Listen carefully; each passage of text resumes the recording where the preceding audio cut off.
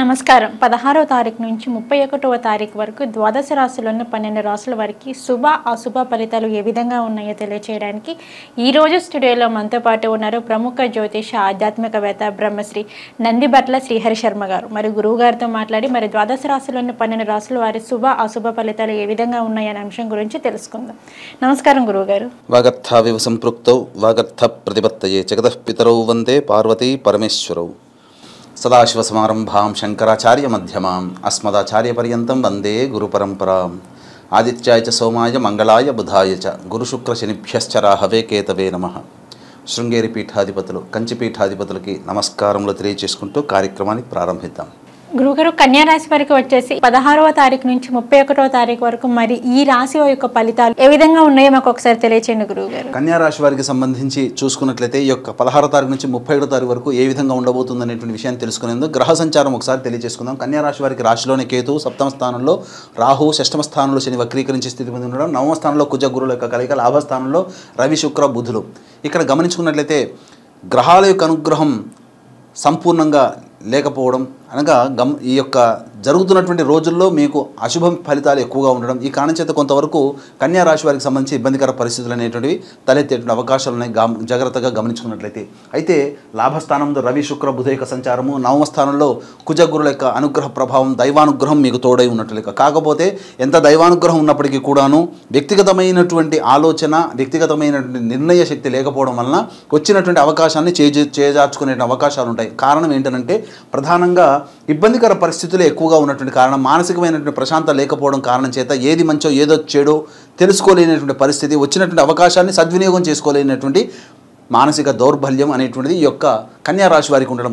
ఈ కారణం చేత అన్నిటికంటే మనస్సు ప్రశాంతంగా ఉండడం గమనించుకోవాలి. స్థిరమైనటువంటి చిత్తవృత్తి ఉండాలి. చిన్నదానికి కూడా ఎక్కువగా కంగారు పడి వచ్చినటువంటి అవకాశాన్ని జార విడుచుకుంటారు. కాబట్టి జాగ్రత్తలు పాటించండి. అన్నిటికంటే మనస్సే ప్రధానమైంది కాబట్టి మనస్సుని కంట్రోల్ కనుక చేసుకున్నట్లయితే గ్రహాలు మీకు అనుకూలంగా సంపూర్ణంగా యోగానిచ్చేందుకు సిద్ధంగా ఉన్నాయి. అయితే ప్రధానంగా గమనించుకున్నట్లయితే షష్టమ స్థానంలో శని వక్రీకరించి ఉండడం, అలాగే గ్రహాలన్నీ కూడా యోగమే. ఇక్కడ శని, కుజ, గురు, రవి, శుక్ర మొత్తం దాదాపుగా 6 ప్లానెట్స్ మీకు అనుకూలంగా ఉన్నాయి. కానీ మనస్సు ప్రధానంగా చంచలంగా ఉండడం, ఈ కారణం చేత వచ్చిన అవకాశాన్ని సద్వినియోగపరచుకోలేరు.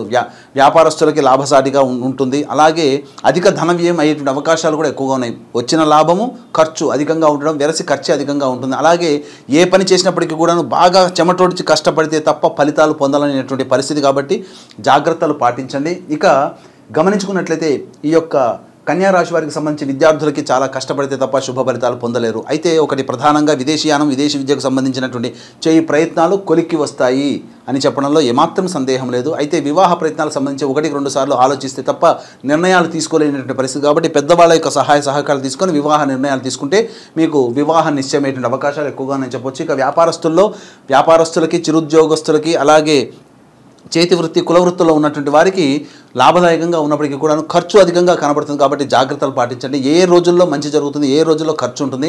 మంచి అంటే కేవలం డబ్బనే కాదండి, ఏ వ్యవస్థలో ఉంటారో, ఏ దాంట్లో మీరు నిలబడి ఉంటారో ఆ దానికి సంబంధించినటువంటి అధిక శుభ ఫలితాలు పొందుతారని చెప్పొచ్చు. ఇక 16వ తారీఖు రోజున ప్రధానంగా కుటుంబపరమైనటువంటి చిక్కులు కనిపెట్టే అవకాశాలు ఉన్నాయి. కుటుంబ సభ్యులతో వాగ్వివాదాలు 16వ తారీఖు నాడు పెట్టుకోకండి. అధిక ధన వ్యయం అయ్యేటువంటి అవకాశాలు ఎక్కువగా ఉన్నాయని చెప్పొచ్చు. ఇక 17, 18 తారీఖుల్లో విశేష ధన ప్రాప్తి, అలాగే బంధుమిత్రుల సహాయ సహకారాలతో మీరు అనుకున్నటువంటి కార్యక్రమాలన్నీ కూడా పూర్తి చేసుకుంటారు. ముఖ్యంగా సహాయ సహకారాలు అందడం వల్ల మీకు ఆనందంగా ఈ యొక్క 17, 18 తారీఖుల్లో మీకు గడుస్తుందని చెప్పవచ్చు. ఇక 19, 20, 21 తారీఖుల్లో తల్లిగారి ఆరోగ్యం పట్ల జాగ్రత్తలు పాటించాలి. వాహనాన్ని నడిపేటప్పుడు జాగ్రత్తలు పాటించాలి. అనుకున్నటువంటి పనులు కొంత ఇబ్బందికరంగా మారినప్పటికీ కూడా మనస్సు అనేటువంటిది చంచలం కాకుండా, మనస్సు వికలం కాకుండా మొక్కవని ధైర్యంతో, ఆత్మవిశ్వాసంతో, ధైర్యంతో ఈ 19, 20, 21 తారీఖుల్లో మీరు ముందడుగు వేసినట్లయితే చాలా మంచి శుభ ఫలితాలు పొందుతారని చెప్పవచ్చు. ఇక 22, 23 తారీఖుల్లో ప్రధానంగా మానసికమైనటువంటి ప్రశాంతత లోపించడము, అలాగే ఏ పని ఎందు చేయాలన్నప్పటికీ కూడాను మనస్సు ప్రశాంతంగా లేకపోవడము, అన్నిటికంటే మించి ఎక్కువగా వృధా కాలయాపన జరగడం అనేటువంటిది ఈ యొక్క కన్యా రాశిలో జన్మించినటువంటి వారికి 22, 23 తారీఖుల్లో కనబడుతుంది. ఇక 24, 25 తారీఖుల్లో విశేష ధన ప్రాప్తి గోచరం అవుతుంది. అన్ని రుణాలు కూడా తీర్చుకునే అవకాశాలు కనబడుతున్నాయి. అలాగే మీరు ఏదైతే రుణం ఎదురు చూస్తున్నారో మీకు ఈ యొక్క రుణం కనుక శాంక్షన్ అయిందంటే మంచి జరుగుతుంది, లోన్ శాంక్షన్ అయితే మంచి జరుగుతుంది అనుకుంటారో ఆ విధంగా ఆకస్మికమైనటువంటి లోన్స్కి సంబంధించింది కావచ్చు, రుణాలకి సంబంధించింది కావచ్చు, ఇవన్నీ కూడా మీకు 24-25 తారీఖులో మంచి శుభవార్త వింటారని చెప్పవచ్చు. ఇక ప్రధానంగా 26-27 తారీఖులో కూడా విశేష ధనప్రాప్తి, ఇక రాని బాకీల వసూలు అనేటువంటి జరుగుతుంది. ఇప్పటివరకు డబ్బు ఇచ్చాము ఇక వీళ్ళ నుంచి డబ్బు రాదు అని ఆశ వదులుకున్నటువంటి సందర్భంలో 26-27 తారీఖుల్లో మీకు విశేష ధనప్రాప్తి కనబడుతుంది. అయితే 28-29 తారీఖులో అధిక ధన వ్యయం అవకాశం ఎక్కువగా ఉంటుంది. మానసిక ప్రశాంతత లోపించడం, అలాగే ఏ పని యందు చేసినప్పటికీ ఆ పని యందు మీకు సంతృప్తినివ్వకపోవడం అనేటువంటి, తద్వారా 28-29 తారీఖుల్లో చాలా వరకు అశుభ ఫలితాలు కలుగుతాయని చెప్పొచ్చు. ఇక 30-31 తారీఖుల్లో విశేషంగా మీకు దీనికి సంబంధించి సంతానంతో విరోధాలు, ఇబ్బందులు, సమస్యలు ఎదురయ్యేటువంటి అవకాశాలు ఉంటాయి. కాబట్టి జాగ్రత్తలు పాటించండి. ఏది ఏమైనప్పటికీ కూడా ఇక్కడ ప్రధానంగా ఈ యొక్క నూతన సంతానం కోసం ఎదురు చూసేటువంటి దంపతులు ఈ 30-31 తారీఖులో సంతానం సంబంధించినటువంటి నిర్ణయాలు వాయిదా వేసుకోవడమే గమనించుకోవాలి. ఇక ఏతావాత చెప్పొచ్చేదంటే 16, 28, 29 తారీఖులో మీకు గోచార రీత్యా అధిక ధన వ్యయం అయ్యే అవకాశం ఉంది. కాబట్టి ఈ 16, 28, 29 తారీఖుల్లో మీరు ఏదైతే డబ్బులు ఖర్చు పెట్టుకొని ఏదైనా వస్తువులు కానీ లేకపోతే ఏదైనా ధన వ్యయం అయ్యేటువంటి నిర్ణయాలు ఉంటాయో అవి వాయిదా వేసుకోండి. ఎందుకంటే 16, 28, 29 తారీఖులో ఆల్రెడీ మీకు ధన వ్యయం ఉన్నది. మళ్ళీ మీరు ప్లానింగ్ చేసుకున్నారనుకోండి, అది ధన వ్యయానికి అధిక ధన వ్యయం అవుతుందని చెప్పవచ్చు. కాబట్టి జాగ్రత్తలు పాటించండి. 19, 20, 21 తారీఖుల్లో వచ్చేటువంటి పనులలో వచ్చేటువంటి ఇబ్బందులకి మానసికంగా బెదిరిపోకండి, చక్కగా ధైర్యంగా ముందడుగు వేయండి. అలాగే 17, 18, 24, 25, 26, 27 తారీఖుల్లో మీకు విశేష ధనప్రాప్తి, ఆనందకరంగా గడిపేటువంటి రోజులు ఉన్నాయి. ఎంతటి వాడికైనప్పటికీ కూడా దైవానుగ్రహం తోడైతేనే అన్ని రకాల సమస్యల్ని పరిష్కరించుకోగలుగుతాడు. కాబట్టి దీన్ని దృష్టిలో పెట్టుకొని శ్రీకాళహస్తి క్షేత్రంలో ఈ నెల 21 తారీఖు రోజున గురు పౌర్ణమి సందర్భంగా రాహుకేతు పూజ, అలాగే విద్యార్థుల కోసం సరస్వతి దక్షిణామూర్తి హోమాలు, మరియు విద్య, ఉద్యోగం, వివాహం, దాంపత్యం, సంతానం, అనారోగ్య సమస్యల నివారణకి 18 రకాల హోమాదులతో పాటు వృషభ, మిథున, కర్కాటక, సింహ, తుల, వృశ్చిక, మకర, కుంభమీన రాశిలో జన్మించినటువంటి వారికి శనిదోష పరిహారార్థమే శనీశ్వర హోమము, అఘోర పాశుపత మంత్ర హోమాదులు అనేటువంటివి ఈ యొక్క సంబంధించినటువంటి గురు పౌర్ణమి సందర్భంగా మధ్యాహ్నం 3 గంటలకి కార్యక్రమం ప్రారంభమవుతుంది. 3 గంటల లోపల ఈ యొక్క కార్యక్రమాన్ని గోతనామాదులు నమోదు చేసుకోవచ్చు. అలాగే మా పీఠం ఆధ్వర్యంలో కేవలం 1500 రూపాయలకి ఈ కార్యక్రమాలు జరిపించడం జరుగుతుంది. సంవత్సరం పొడుగుతా కూడా మా పీఠం ఆధ్వర్యంలో జరిగేటువంటి హోమాల్లో జరిగేటువంటి పూజా కార్యక్రమాల్లో నమోదు చేసుకోదలుచుకున్నా నమోదు చేసుకోవచ్చు.